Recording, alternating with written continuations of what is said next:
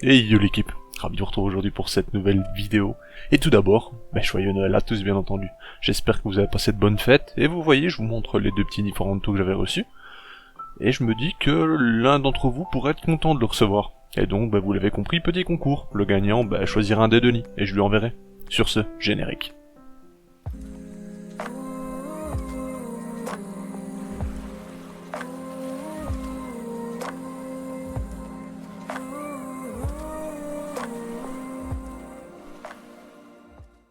Alors, pour participer, c'est très simple. Il y aura deux étapes.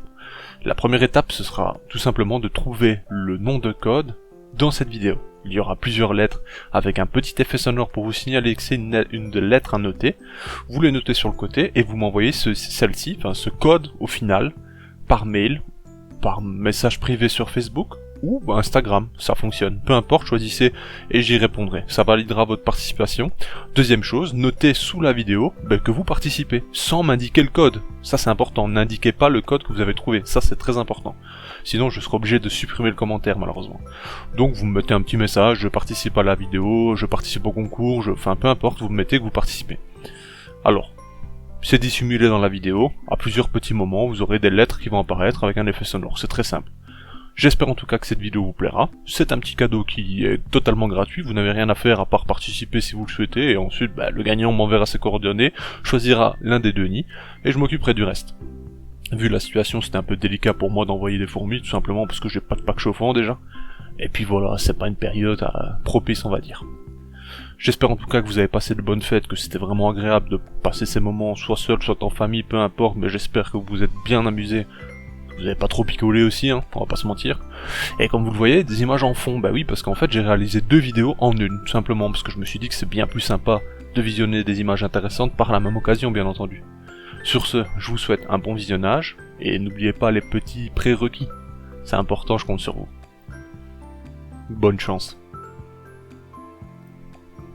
Alors maintenant revenons-en au sujet principal donc.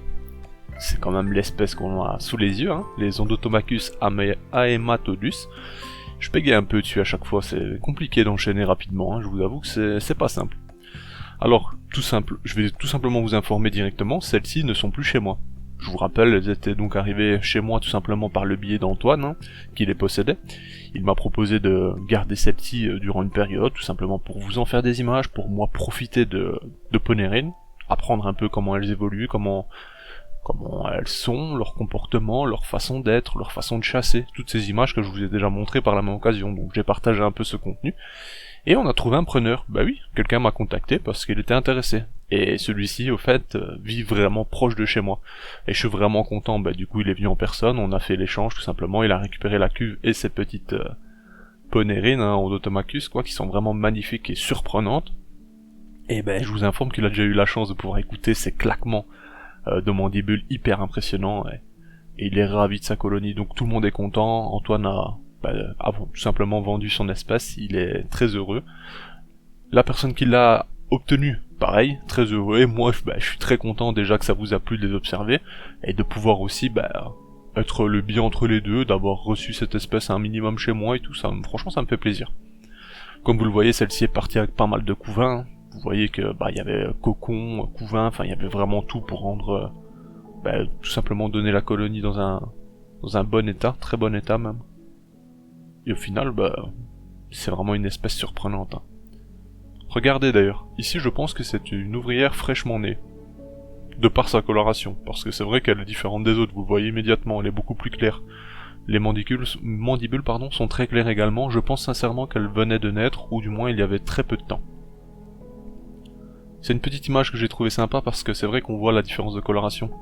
Alors, j'aurais aimé vous trouver la reine, sincèrement j'aurais aimé vous la montrer, vous dire voilà, celle-ci c'est la reine, mais dans ce nombre d'ouvrières c'était extrêmement compliqué, sachant qu'elles ont recouvert les vitres dans pas mal d'endroits avec tout ce qu'elles trouvaient, donc de l'excavator, etc., enfin tout ce qui compose le substrat de l'ADC, et donc oui, c'est pas évident de filmer l'intérieur, d'ailleurs regardez, ça c'est quand l'humidification est très légère, etc., donc on voit très bien vers le haut, mais le bas vous voyez qu'il y a énormément de substrat qui a été déposé.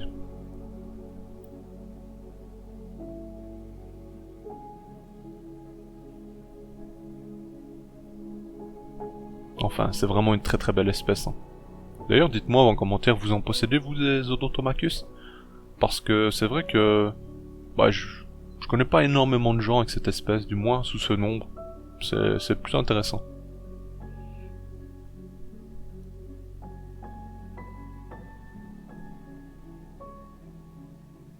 Alors ici, je vous ai mis justement un moment où j'ai volontairement laissé en vie une blatte un peu blessée. Et vous allez voir qu'elles sont plutôt agressives, elles perdent pas de temps. Et vous allez en voir quelques-unes voler également. Bon, c'est leur façon de faire. Hein.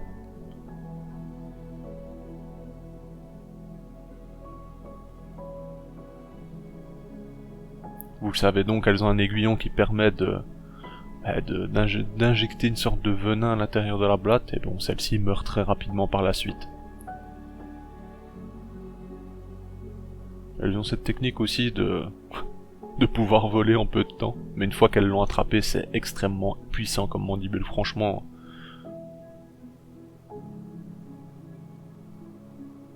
Hop. Franchement, ça me fait sourire, ne fût-ce de revoir les images et leur moment de vol là, vous les avez vus, il y en a 3 ou 4 qui se sont envolés, franchement, hors cadre, instantanément. Sur une seconde, je pourrais ralentir au maximum possible, sur une seconde, elles se sont envolées, littéralement, on les voit plus.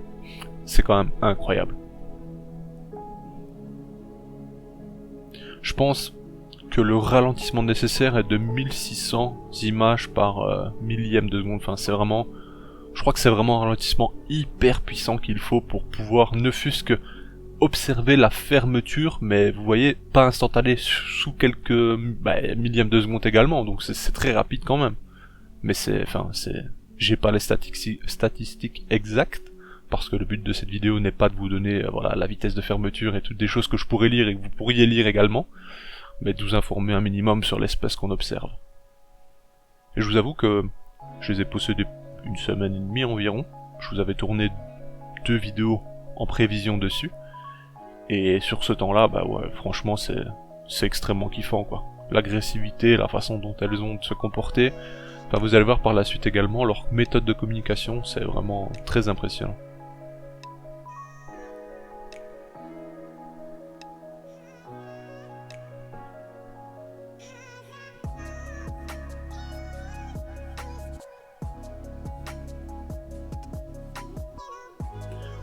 Pour information, j'avais demandé à Antoine d'ailleurs combien de temps exactement elles avaient. Elles étaient arrivées chez lui en janvier, si je dis pas de bêtises. Donc janvier-février, quelque chose comme ça. Donc vous voyez là ici on est en fin d'année. Elles ont moins d'1 an. Donc c'est plutôt impressionnant comme développement franchement. D'ailleurs vous ne le savez peut-être pas, mais cette espèce s'est vraiment énormément développée ces derniers temps en Amérique du Sud. Autant avant c'était une espèce qui était présente mais sans pour autant être en grand nombre, bien que sur cette décennie elles ont vraiment évolué et ils se sont rendus compte du coup les scientifiques, les myrmécologues de profession, que cette espèce était vraiment développée. Donc elle a vraiment pris une grande partie du territoire, elle commence vraiment à prendre possession d'autres pays on va dire, et c'est assez incroyable d'ailleurs. Si vous voulez vous documenter là-dessus, consultez justement, vous cherchez un peu Odontomachus aematodus, et vous allez vous rendre compte qu'elle s'étend sur plusieurs milliers de kilomètres maintenant. C'est un truc de dingue. Comparé à nous, ce qu'on possède chez nous, c'est vrai qu'on est habitué avec des Lasius, des Compolotus, ce genre d'espèces. Dites-vous que là-bas, vous êtes à tout moment, vous vous baladez, vous voyez cette espèce-là se promener. Et je trouve ça vraiment fascinant.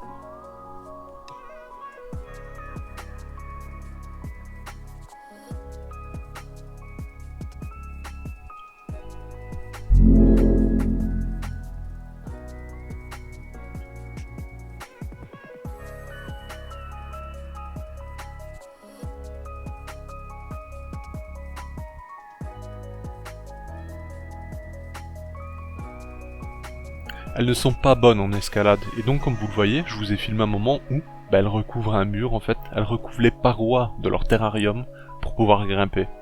Bon, ça n'a pas de but, hein. Bon, dans leur tête, elles ont certainement l'idée de s'échapper, mais bon, tout est fermé, donc c'est impossible, mais vous vous rendez compte que voilà. Et d'ailleurs, comme je l'ai dit juste avant, elles sont vraiment pas habiles, elles ont pas une bonne dextérité pour monter sur du verre ou autre, elles glissent très facilement comparé à d'autres espèces qui montent à peu près sur tous les types de matériaux possibles. Celles-ci ont vraiment des difficultés dans le déplacement. Et c'est donc pour ça qu'elles utilisent cette méthode, hein. Tout ce qu'elles trouvent un peu humide, elles le collent sur les parois et montent ensuite. Ici elles communiquent, vous voyez, elles agitent leurs antennes très rapidement. Bon, qu'est-ce qu'elles se sont dit, je ne sais pas moi-même, hein, je ne pourrais pas vous le dire, mais c'est une façon de communiquer. Elles me font quand même penser à des aliens, hein. Franchement, la tête est vraiment incroyable. Cette forme, les antennes, les mandibules, enfin tout est particulier.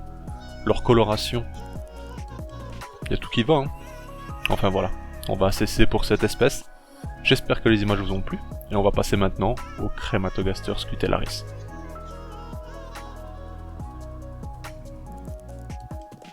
Alors ici on est sur un volume bien plus petit, on va pas se mentir, c'est tout de suite moins impressionnant.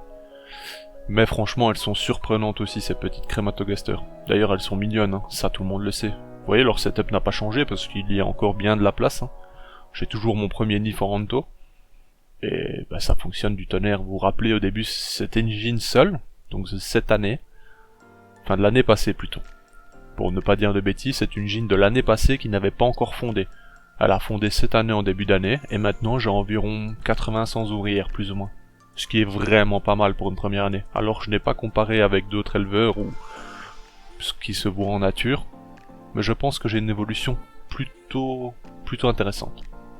C'est des images qui ont été prises il y a maintenant un peu plus d'un mois, donc bon ben maintenant elles sont en diapose à température de 16-18 degrés chez moi, ce qui me semble suffisant pour cette espèce, bien qu'on pourrait descendre un peu, mais je trouve déjà ça très bien.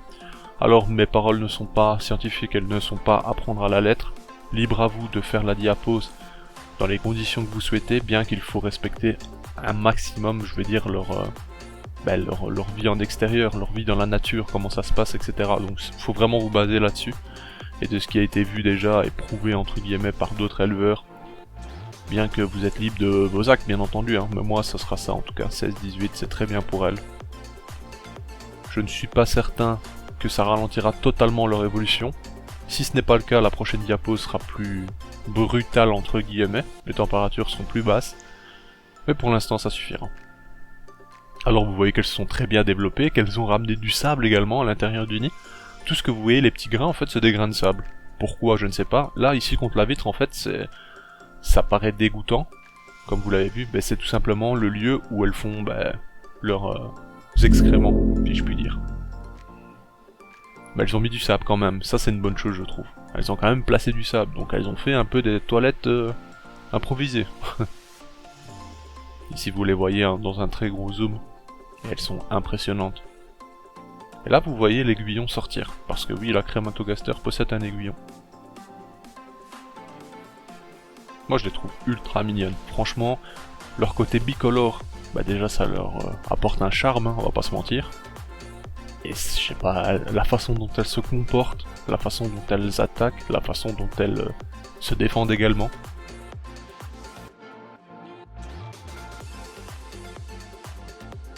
Et cette méthode de faire, regardez, ça c'est typiquement la façon de faire des Crematogaster scutellaris. Et des Crematogaster... Non, j'allais dire une bêtise. J'allais dire des Crematogaster en général, mais ce n'est pas le cas. Pour exemple, la Crematogaster Biroy ne peut pas relever son gastre de cette façon. Donc c'est pas vraiment typique de chez eux, même si on en remarque pas mal chez elles. Enfin, on remarque ce comportement chez pas mal de Crematogaster.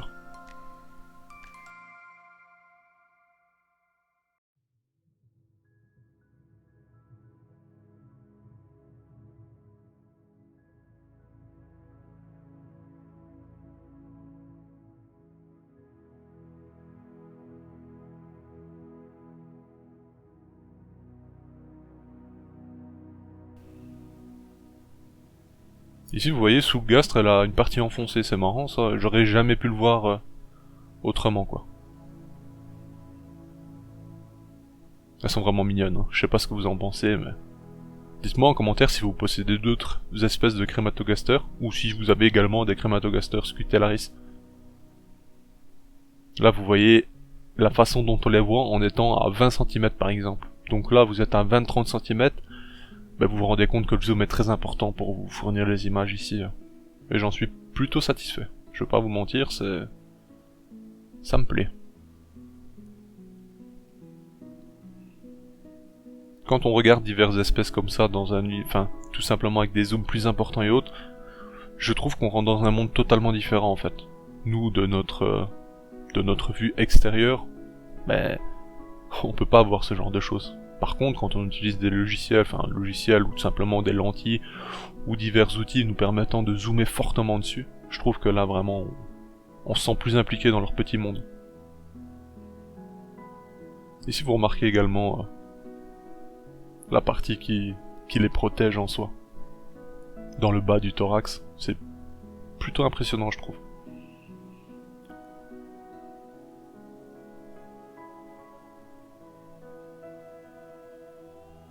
Alors s'il y a des gens plus qualifiés dans le domaine, hein, je m'excuse pour la prononciation de certains mots, hein, ou de parties du corps, de l'anatomie tout simplement de la fourmi, je vous avoue que ce n'est pas mon métier, je ne suis pas professionnel dans ce domaine.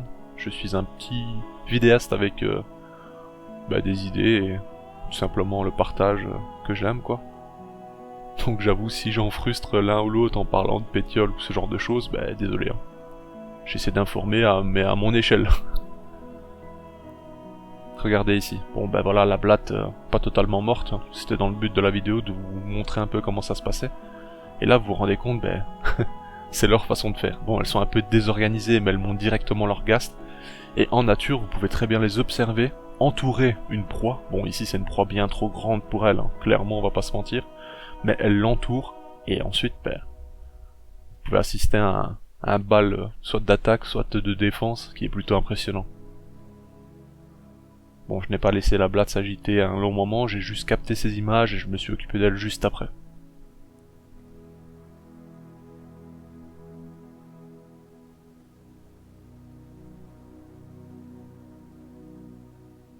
Un instant plus tard, vous voyez que certaines, pendant que les sœurs se battent, elles perdent pas de temps. Hein. Elles récoltent justement, ce qui est un peu dégueulasse, le jus de la blatte, pour l'amener dans la colonie. Bien que c'était proche de la diapose, je me suis permis de leur offrir de la protéine, vu l'énorme couvain qu'elles possèdent. Pour les larves, etc., c'est hyper important en soi.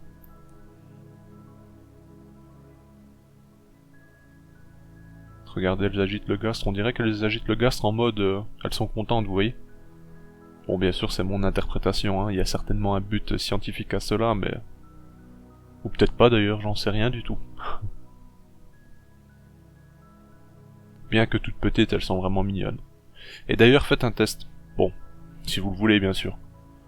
Prenez justement une crématogaster sur votre doigt, et vous allez si elle vient à vous mordre, franchement, pour leur petite taille, vous allez sentir qu'il y a une légère pincette. Vous allez sentir une pression sur votre doigt. Et ça, je trouve ça incroyable.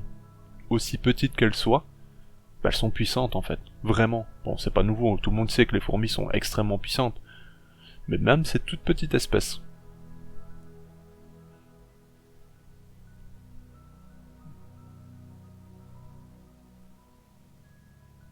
On s'approche tout doucement vers la fin de cette longue vidéo. J'espère sincèrement que vous serez nombreux à participer, tout simplement pour gagner un des 2 nids en bois, qui ira très bien d'ailleurs à vos crématogasters scutellaris ou d'autres espèces. Hein. J'espère en tout cas que ça vous fait plaisir ce petit cadeau d'avance. Bien sûr il y en aura d'autres cette année, enfin du moins l'année prochaine, des petits concours de ce genre, en espérant que vous soyez encore plus nombreux à participer dans cette année prochaine.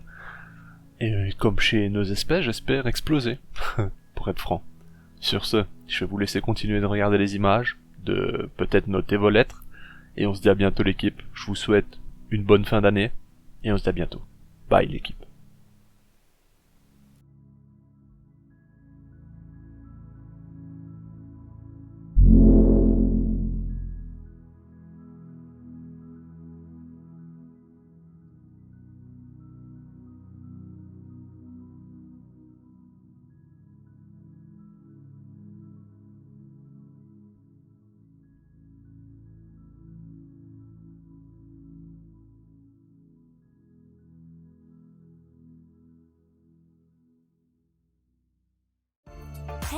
Si toi aussi tu as apprécié la vidéo, n'oublie pas de t'abonner, de laisser un like, voire un commentaire, ou même de nous suivre sur les réseaux. Merci et à bientôt l'équipe!